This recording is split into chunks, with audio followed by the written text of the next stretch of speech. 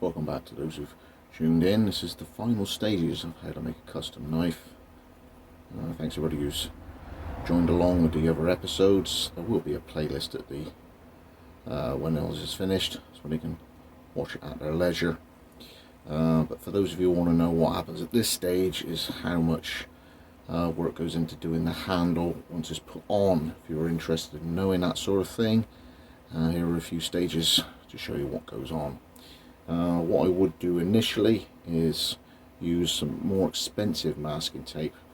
It would be the 3M, because now with the blade at a certain point with finish, at a certain point the blade's done, the edge is pretty much there. The last thing you want to do is catch it on an abrasive belt, so we're going to really protect it by wrapping it copiously with expensive masking tape, and then in order to get rid of the excess pins, I wouldn't let that one go to waste, or indeed this little piece here. That could be an accent pin in a ferro rod, and that could be another accent pin. So I'll cut them off with a bandsaw. I might have cut them bandsaw with a bimetal blade rather than just carbon, because brass is hard, and get those back for other little projects.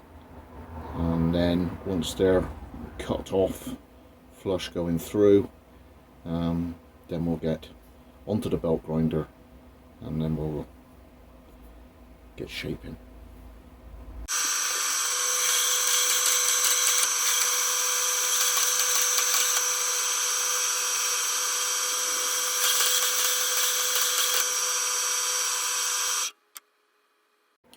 You can move the belt grinder horizontal, and you can use it sideways on, but the problem is that because the hardness of the steel and the G10 are different, what you could end up doing is grinding grooves in your brand new belt.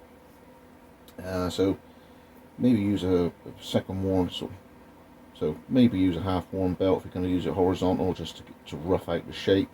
It is better sometimes horizontal to get into these sections here around the back, but you still are more than able to use a grinder like this to hog off the beginnings of the thing. But what I like to do first, just my own OCD-ness, is get them all nice and square on there to begin with, and then it will sit a lot flatter on the work rest, whichever way around you got the grinder to go.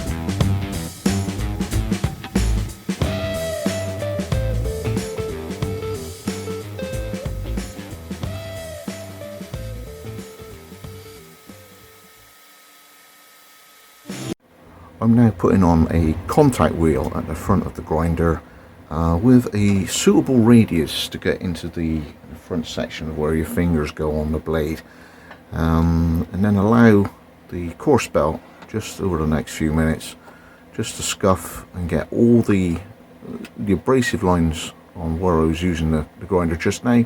Now they're all going along the length of the blade. And before anybody leaves clever comments on it, yes, since fitting a new tracking wheel, it doesn't run very straight on this front contact wheel assembly that I've got. It's down to a completely different tracking wheel.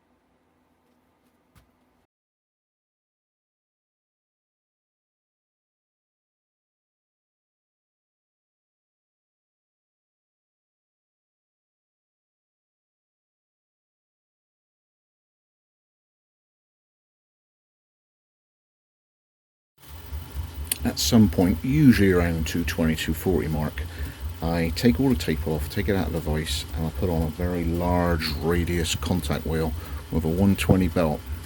This is something you now do the spine and the back of the handle with. It's just sort of this stage is worth trying to play with it. You have a really good finish then, that anything hand finish can cope with it, because the 120 finish on a rubbery sort of wheel is very good.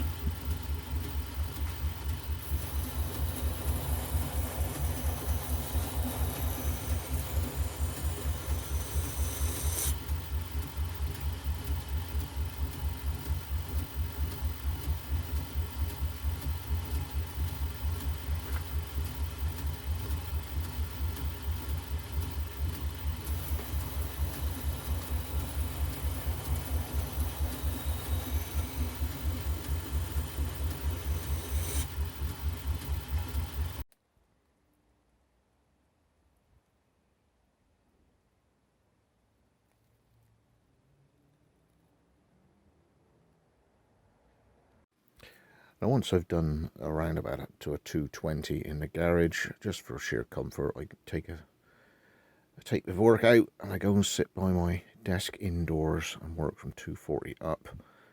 And then I got another little trick to show you in a minute, just to get that spine murder square. So I'm just doing this by hand a minute, indoors, in the warm, in a nice chair.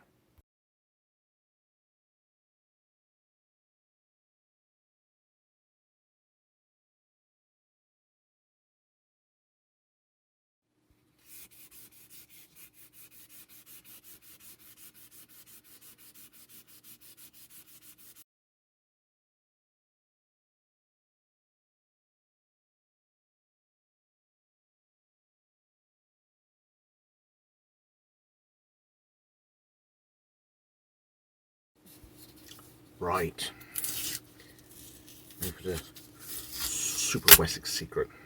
Well, tip of the day, anything. And that's how to get the spine really well finished and very square, very 90 degrees. It's really high tech. Bit of 360.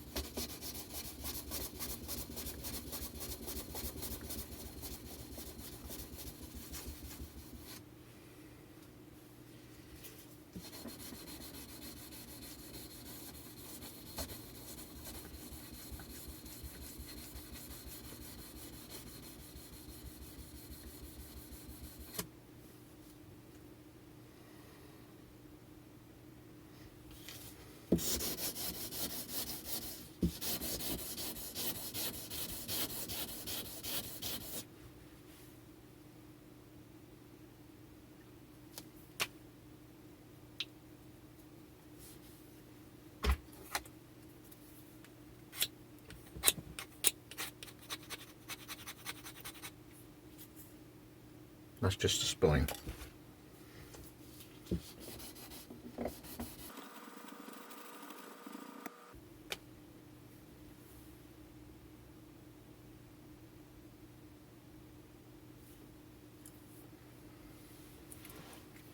So that is to a 400 grit finish, which will on a buffer go up really nice now. And the main thing is to get rid of any scratches on the pin material, whether you've got Corby's Loveless non-friction pins. It's just a glue-through pin.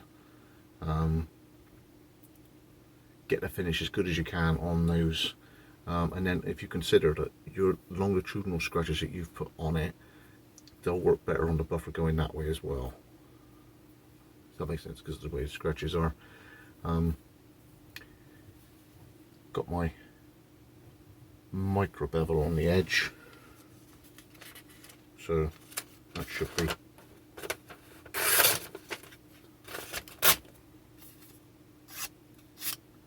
brutally sharp, and that is how you do a custom handmade knife. Thanks everybody who's watched the video, the series. Appreciate any likes, comments. That's what keeps the ball rolling in terms of YouTube algorithm. Thanks for sticking with it. If anybody wants a condensed one, leave a comment. I might actually think about doing it, but the thing of all the footage, it virtually filled up a whole hard drive. How many episodes I've done there. So yeah, lots of time and effort, lots of data, and at the end of the day, thanks to Mitch for building that computer, because it wouldn't have run unless I got an i5 in there. So thanks to Mitch too. So Scott Wessex blades with a ready to finish off, but that's virtually done now. Custom handmade knife. Scott Wessex blades out. Video here, video there. Watch more of my stuff.